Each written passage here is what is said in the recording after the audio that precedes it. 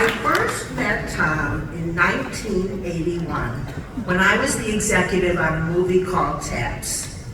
At that time, Tom was just 18, and it was only his second movie role. But the moment I met him, I knew he was exceptional.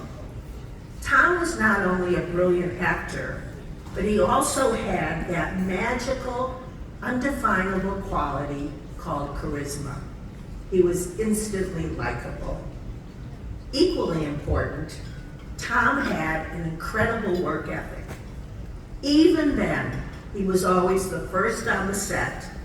He was always well prepared, and he was respectful to everyone who worked on the movie.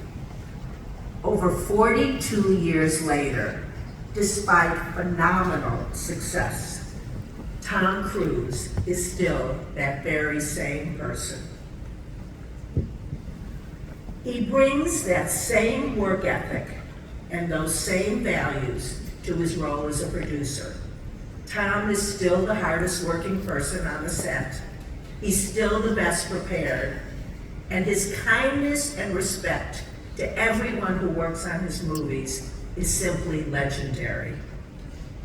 On a personal level, I can still remember when I received a call from Tom about the very first movie that he wanted to produce. At that time, I was the head of Paramount, and we had an overall deal with Tom and his wonderful producing partner, Paula Wagner. Tom was calling to ask me if we still had the rights to Mission Impossible. And when I said yes, he told me that he wanted to make a movie based on that television series.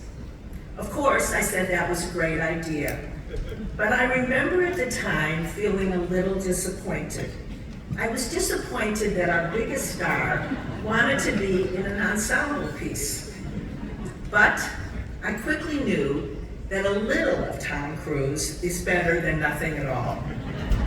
Several months later, I was in Chicago for a sneak preview, and Tom called to tell me that he was sending me the first draft of the script.